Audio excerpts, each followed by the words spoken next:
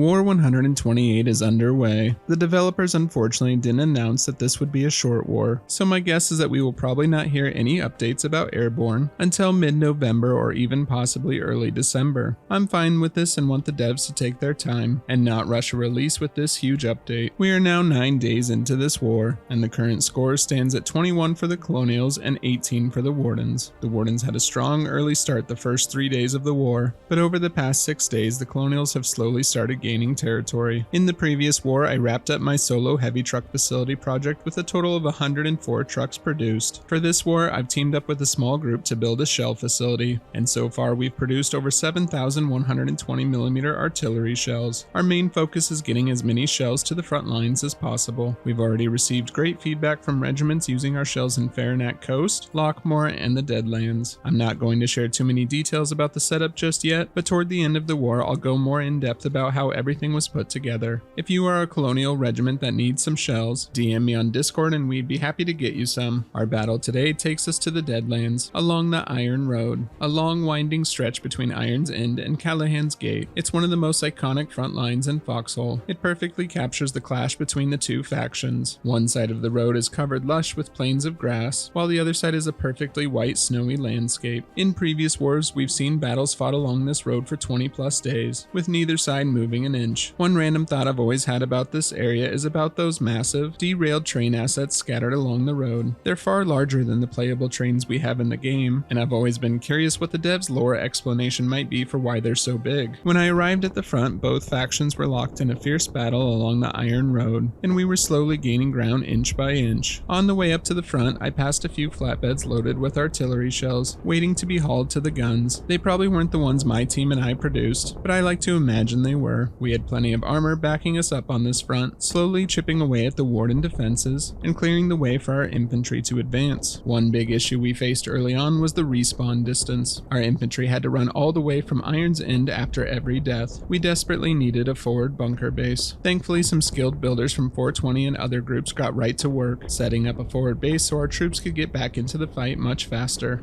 This is how we win long term, boys. Nice. Okay, yeah, if we just throw 6 shovels at it, each single one. Alright, let's get this bad boy up. While the bunker was being built, fighting raged on through the night amid the ruins of the Warden defenses. Progress was slow, so I decided to switch roles and grab a Logi truck to help out. I went south toward Abandoned Ward, where the nearest supply depot was located. It was a short 5-minute drive, and made for an easy frontline Logi run. I loaded up the essentials: shirts, bandages, grenades, rifles, and ammo. These are some of the basic supplies you need when a forward bunker first goes up. If I had more space in my truck, I would have brought B-mats as well. One quick Logi tip: never overstock a freshly built forward base. You never know how long it'll last. It's better to wait until defenses are built up or the front pushes forward before bringing in more supplies. Once my delivery was complete and the sun had come up, I stayed to help upgrade the bunker base. If we wanted to hold it, we had to build it up fast. While I was gone, the front had barely moved an inch. Infantry, we gotta push forward with the armor. Push forward with the armor from the west, over here. The Wardens had also managed to set up an artillery gun of their own and had started shelling our position. Push up, push up, push up. Never mind, there's a lot of them, never mind. Medic. Oh, no. Callahan's Gate was proving difficult to crack. The only path forward was a narrow choke point down the road. Our infantry fought hard through the trenches while our armor regrouped and continued to push forward. Push up, infantry, push up with the armor. Everyone needs to vote at the bunker base. Vote at the bunker base. Yeah, make sure you set your spawn and vote at the bunker base. I'm charging in.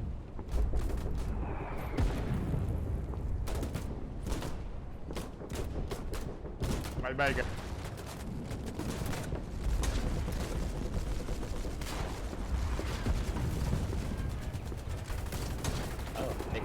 It's pushing.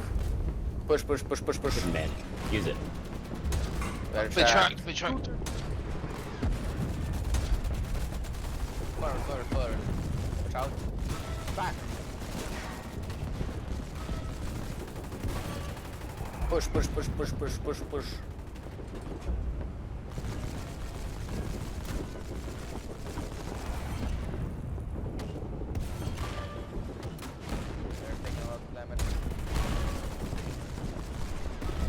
One Colonial leader came up with the idea to move our tanks north, down the hill to strike the Warden's more exposed defenses. You gotta take out those AI defenses.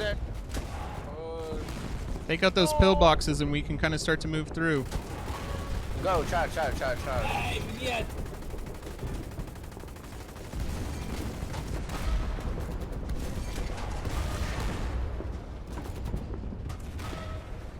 You gotta take out those pillboxes to the northeast. Get rid of those anti-infantry ones. Alright, push left, push left. A lot of hammers. Hits. I'm gonna heal you next.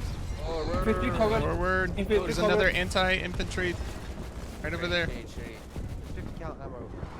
Back. We need to take it out. There's guys coming northeast. Guys northeast coming. Northeast. Kill him. Nice. Watch out for that AI defense there.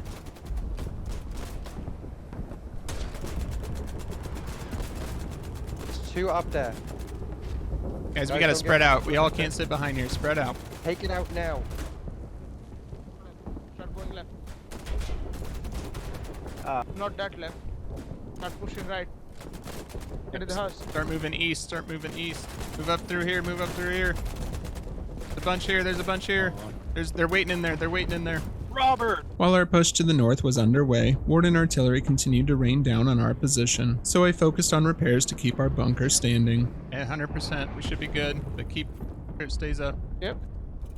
Is that Robert? Good work, all. Keep it up. It is me. Yeah. Ah, goddamn. Despite the constant bombardment, our northern offensive was making steady progress. We were slowly dismantling the Warden's defenses one by one. It wouldn't open the way into Callahan's Gate just yet, but it did give us some more room to maneuver and set up stronger positions. Everybody push up. Yep. Get those guns. Oh, he's dead. Now run away. Not that way. Don't go that way. Yeah, leave me alone, yeah. No, don't go that way either. It's fun to- No, don't go that way. Sorry about that. Oh, you're good. No worries.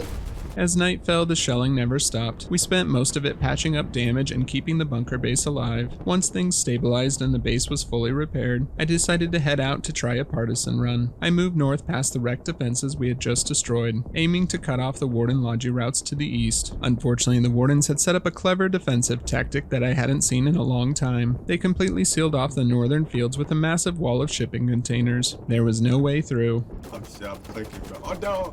Oh! Yo, end my life! Yo, what the? No! No! Please end my life, bro, please. You don't see me? It's just sick of me. Yeah! Thank you. It was an interesting strategy, and I've got to hand it to the players who built it. Placing all those containers must have taken a lot of time and effort. Meanwhile, back at our base, the Wardens had started pushing back, inching closer and closer to our position. If we lost that bunker, the momentum would flip. We'd go from attacking Callahan's Gate to desperately defending Iron's End. Flamethrowers! Flamethrowers! Kill flamethrowers!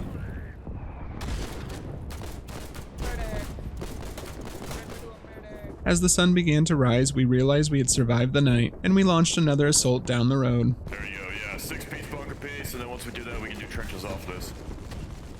Alright, and there's another bunker piece right next to it. Hold this trench. Hold the trench.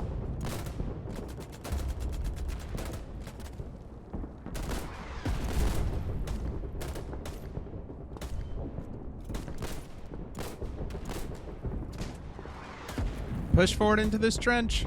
We had some incredible builders on this front and strong leadership from 420. They were constantly reinforcing our bunker base and adding new layers of defenses. Over time, the base grew into a real fortress, something the Wardens would need serious firepower to bring down. We pushed forward through the shattered Warden defenses once again, but the closer we got to the choke point leading into the city, the tougher it became.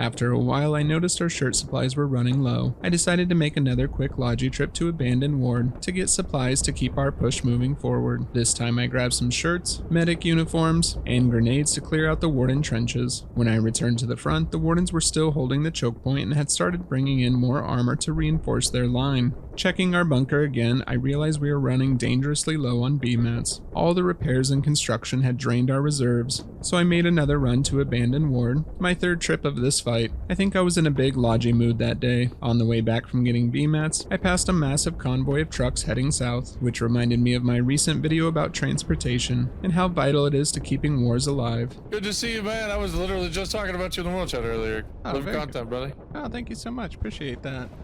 Good to see you on the right side for once.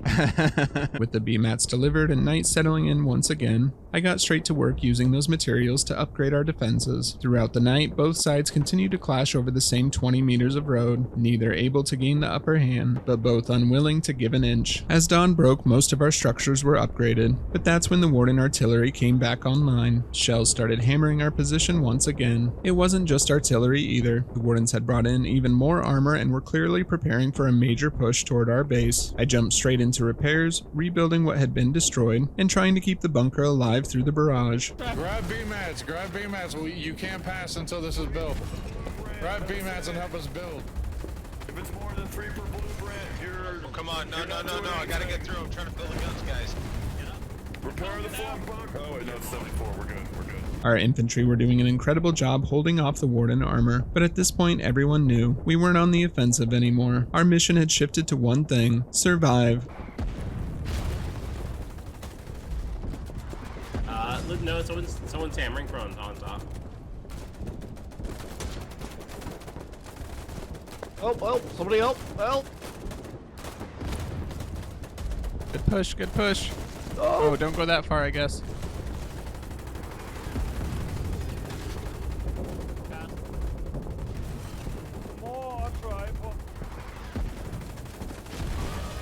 Gas.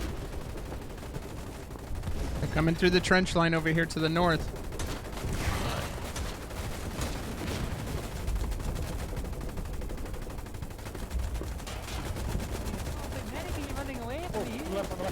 Go home, Wardens.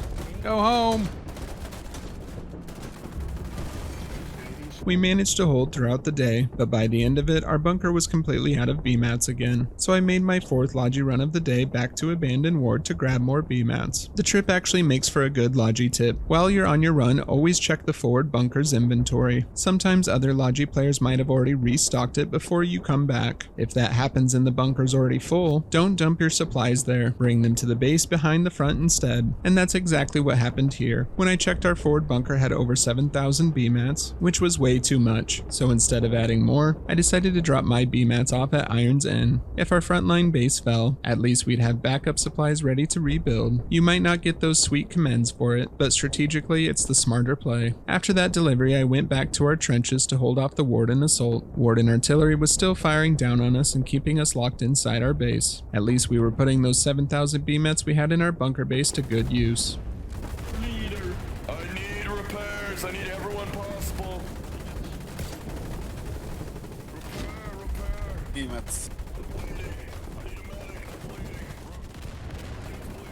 In the end, we were able to hold, and by the time the sun began to rise again, both factions had fallen back into familiar positions, neither side advancing and neither side yielding. We were eventually able to bring in some artillery thanks to the Colonial Regiment UCF. They have been firing shells and rockets along with other groups at Callahan's Gate now for over 48 hours, but the Wardens continue to hold on and are not going to make this easy for us. The battle for the Iron Road still rages on now, and it may very well continue for the next couple of weeks. No glory had been won today, but we also didn't lose any ground as well. Overall, this was a really fun fight, and I had a good time delivering all that logi.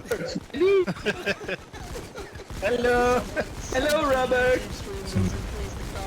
Look at Rob! Hello. 7.